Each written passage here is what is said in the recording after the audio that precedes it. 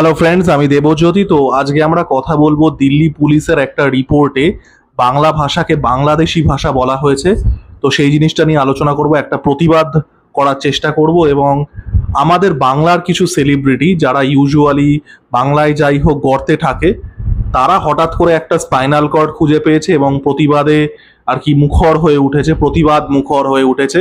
এবার এই জাতীয় প্রতিবাদকে আমি প্রক্সিমিটি বিপ্লব বলি। আপনারা যারা আমার ভিডিও দেখেন তারা প্রত্যেকে জানেন, শপিং মলের এসকেলেটারে বা স্লাইডিং ডোরগুলোতে যেরকম মোশন ক্যাপচার থাকে, যে প্রক্সিমিটি থাকে, যে একটা সার্টেন ডিস্টেন্সে দাঁড়ালে তাহলেই রেজিস্টার করবে, এদের বিপ্লবও সেরকমই হয়।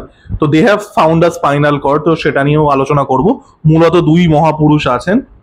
তো প্রথমত দেখুন, রিপোর্টে দিল্লি পুলিশ হোম মিনিস্ট্রিতে একটা রিপোর্ট পাঠিয়েছিল। আপনারা প্রত্যেকেই জানেন যে ইল্লিগাল বাংলাদেশি ইনফিল্ট্রেশন আমাদের দেশে প্রচুর পরিমাণে হয়।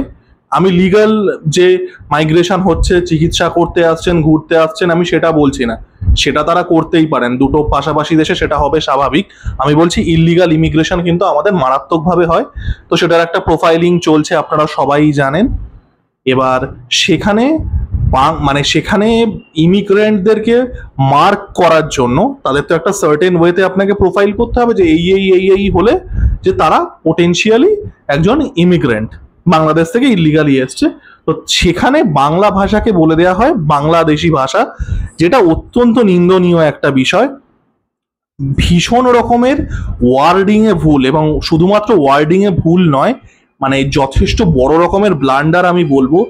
আপনি একটা ভাষাকে, বাংলা ভাষার সাথে বাংলাদেশি বাংলা যেটা বলা হয়, ওয়েস্ট বেঙ্গলের বাংলার সাথে বাংলাদেশি বাংলার একটা বড় রকমের পার্থক্য আছে, সেটা আমরা আলোচনা করব। বাট সেটাকে বাদ দিয়ে কোনো রকম কনস্ট্রাকটিভ ব্রেকডাউন না করে আপনি বাংলা ভাষাকে বাংলাদেশি ভাষা বলে দিতে পারেন না। তাহলে তো সেই লজিকে হিন্দি পাকিস্তানি ভাষা হয়, কারণ হিন্দির ওপরে স্ট্রং একটা উর্দুর প্রভাব আছে, তাই না? দেখুন, আমাদের বাংলাদেশি ভাষা এবং বাংলা দুটোই বাংলার ডিনোমিনেটিং ল্যাঙ্গুয়েজ, আপনারা প্রত্যেকে জানেন। কিন্তু বাংলাদেশি ভাষা আর বাংলা ভাষার মধ্যে কিন্তু অনেকগুলো পার্থক্য আছে। স্ট্রাকচারালি পার্থক্য আছে, ভোকাবুলারিগত পার্থক্য আছে। প্রচুর বাংলাদেশি কথা ইউজ হয়, ওয়ার্ড ইউজ হয় যেগুলো আমরা ইউজ করি না। আবার আমরা প্রচুর এরকম ভোকাবুলারি ইউজ করি যেটা বাংলা ভাষায় ইউজ হয় না, বাংলাদেশি বাংলা ভাষা ইউজ হয় না। তো একই বাংলা ভাষার আমব্রেলা হলেও ওয়েস্ট বেঙ্গলের বাংলা আর বাংলাদেশি বাংলা কিন্তু পুরোটা আলাদা জিনিস। এদের কি বলা উচিত ছিল, 3-4 লাইন লিখতে হতো যে Bangladeshi Bengali and West Bengali are two fundamentally different languages, even though they fall under the Bengali language.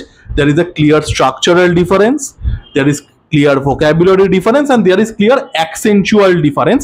অ্যাকসেন্টটা আলাদা। আপনারা একটা বাংলাদেশি মানুষ যে অ্যাকসেন্টে কথা বলে, যে কথার টানে কথা বলে, একটা ওয়েস্ট বেঙ্গলি বাঙালি সেটা বলবে না। তো এটাকে ক্লিয়ারলি জিনিসটাকে ডিমার্কেট করে দেওয়া যেত, যে ওয়েস্ট বেঙ্গলি বাংলা এবং বাংলাদেশি বাংলা দুটোর মধ্যে একটা খুব ক্লিয়ার ডিমার্কেশন আছে, in terms of accent, in terms of structure and in terms of vocabulary. এটা সত্যিই আছে। আপনারা যে কোনো একটা বাংলাদেশি সিনেমা চালিয়ে 5 মিনিট দেখলেই বুঝতে পারবেন যে এটা আপনি যে বাংলাটা বলেন সেটা নয়, তার থেকে অনেকটা আলাদা বাংলাই, বাট অনেক আলাদা। তো সেখানে একটা ক্লিয়ার ডিমার্কেশন মেনশন করে দেওয়া উচিত ছিল, যে এইগুলো হচ্ছে বাংলাদেশি বাংলা, আমরা এই বাংলাটার কথা বলছি। ওয়েস্ট বেঙ্গলি বাংলা, যেটা বাংলা বহু হাজার বছর ধরে ভারতবর্ষের পার্ট।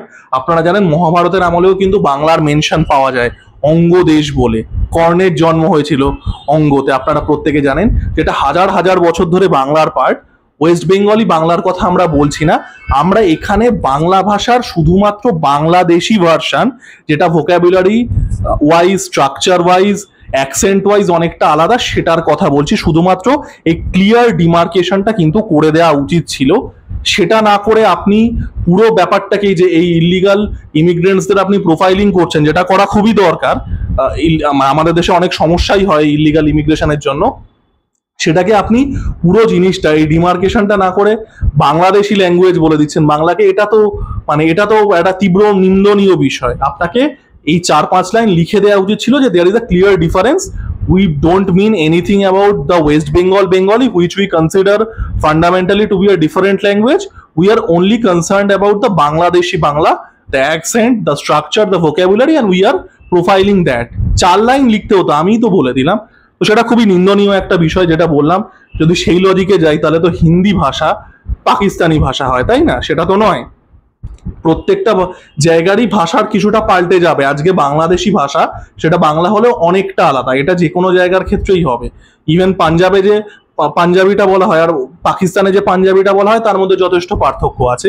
আপনি সেই জিনিসটা, সেই ক্লিয়ার ডিমার্কেশনটা না করে সবকিছুকে একটা ছাতার তলায় ফেলে দিলেন, সেটা তো হয় না, তাই না? তো এটা নিন্দনীয় একটা বিষয়।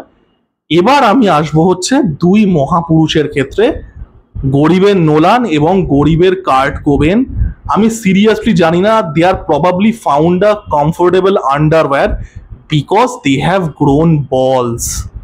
এরা যারা সারা বছর ওয়েস্ট বেঙ্গলে এত কিছু হয়ে যাচ্ছে, এত অন্যায়, এত অরাজকতা, এরা কোথাও থাকে না, গর্তে গিয়ে খুঁজলেও পাওয়া যাবে না।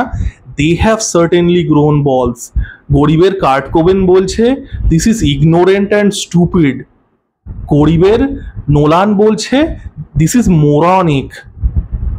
এবং তারা যেটা প্রতিবাদটা করছে আমি সেটা সমর্থন করি, I have nothing against them.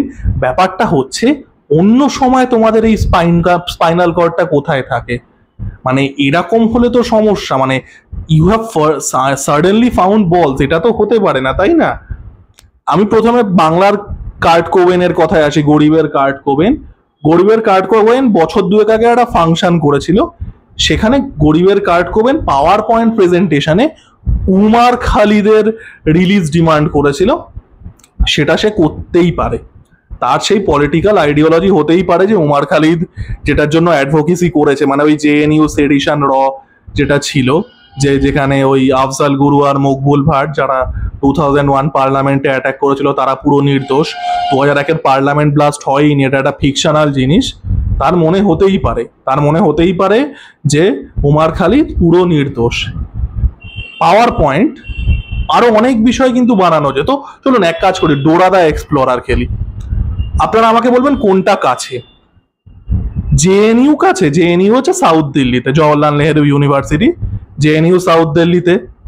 Maqbool Bhatt আর যে আফজাল গুরু যারা ছিল, দে আর কাশ্মীরি টেরোরিস্ট, যদিও এরা তো টেরোরিস্ট মনে করে না, ঠিক আছে, দে আর কাশ্মীরি রেসিডেন্টস, যে আমরা যেটাকে কাশ্মীর ভ্যালি বলি সেটা। তো আপনারা বলুন কোনটা কাছে। Let's play Dora the Explorer. Kashmir valley কাছে, সাউথ দিল্লি কাছে, না আরজি কর কাছে? কোনটা কাছে? This is the quiz, this is a geography quiz for you all. না মুর্শিদাবাদ কাছে? আরজি কর মুর্শিদাবাদ কাছে, বিধাননগর কাছে, এই যে বিধাননগরে এসএসসি যাদেরকে মানে জঘন্যভাবে করাপশন করে চাকরি খেয়ে নেওয়া হয়েছে, তারা রোজ প্রতিবাদ করছে, সেটা কাছে, না সাউথ দিল্লি কাছে, না জম্মু কাশ্মীর কাছে? আপনারা কমেন্ট করবেন। দিস ইজ ডোরা দা এক্সপ্লোরার। মানে কোনো লজিক আছে? আপনি নিজের স্টেটে এত কিছু হয়, তখন মনে হয় না একটা পাওয়ার পয়েন্ট প্রেজেন্টেশন বানায়? উমার খালিদ, এবার আমি এদেরকে বারবার করেই বলেছি যে এরা দেখে নেয় হচ্ছে প্রক্সিমিটি, যেটা আমি শুরুতেই বললাম, আগেও হাজারবার বলেছি, এদের বিপ্লবটা হচ্ছে প্রক্সিমিটি বিপ্লব। আপনি এক্সকেলেটারের একটা সার্টেন লেন্থে দাঁড়ালেই এক্সকেলেটারটা অ্যাক্টিভেট হয়, আপনি স্লাইডিং ডোরের একটা সার্টেন ডিস্টেন্সে এলেই স্লাইডিং ডোরটা ওপেন হয়।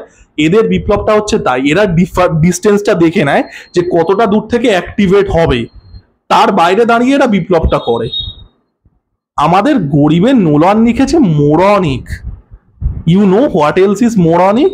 10টা বিষয় 9টা বিষয় চুপ থাকা। You know what else is moronic? Kill Bill সোসাইটির মতো সিনেমা বানানো। 10টা বিষয়ের মধ্যে 9টা বিষয় তোমাদের খুঁজে পাওয়া যাবে না, একটা বিষয় ইউ হ্যাভ সার্টেনলি গ্রোন বলস, এবং সেটাও এমন একটা কিছুকে নিয়ে বিপ্লব করছো।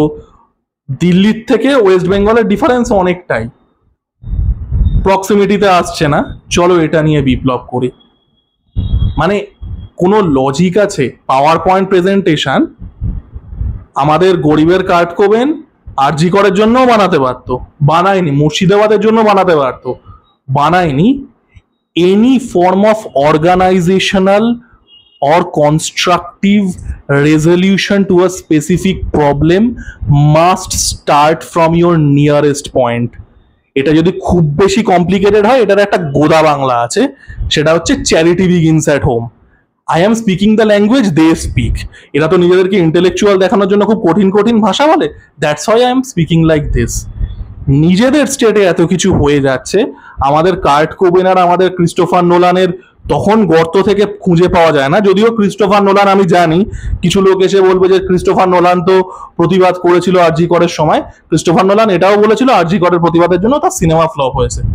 পুরোনো, বেশি দিনের তো কেসটা, 1 বছর আগেকার কেস, পুরোনো পেয়েই যাবেন, নিউজ পেপারে সার্চ করবেন পেয়ে যাবেন। এটা সিকান্দার সিনেমার সময় সালমান খান যেটা করেছিল, জানে সিনেমা ফ্লপ হয়ে রিলিজের 2 দিন আগে বলছে, নিজেরাই সিনেমাটাকে লিক করে দিয়ে বলছে যে আমরা মানে সিনেমা পাইরেসি হয়ে গেছে, বক্স অফিস এফেক্টেড হবে। এটা কাইন্ড অফ তাই, পিআর ড্রিভেন ডিফেন্স মেকানিজম, ঠিক আছে। আর কোন কোন ব্যাপারে আমাদের ক্রিস্টোফার নোলান, আমাদের কার্ট কোবেন অ্যাক্টিভ থাকে একটু দেখাবেন। দিল্লি পুলিশের রিপোর্টে যেটা বলা হয়েছে সেটা খুবই নিন্দনীয় একটা বিষয়, এই বিষয়ে কোনো সন্দেহ নেই। তাদের ক্লিয়ারলি মেনশন করে দেওয়া উচিত ছিল তারা বাংলাদেশি বাংলাকে বোঝাচ্ছে। শুধুমাত্র বাংলা বলে দিলে, সেটার মধ্যে তো ওয়েস্ট বেঙ্গলও পড়ে, যেটা ভারতবর্ষের হাজার হাজার বছর ধরে পার্ট। এটা আমি বললাম মহাভারতের সময় থেকেই বাংলার মানে অঙ্গদেশের আর কি ঐতিহাসিক প্রেক্ষাপট পাওয়া যায়।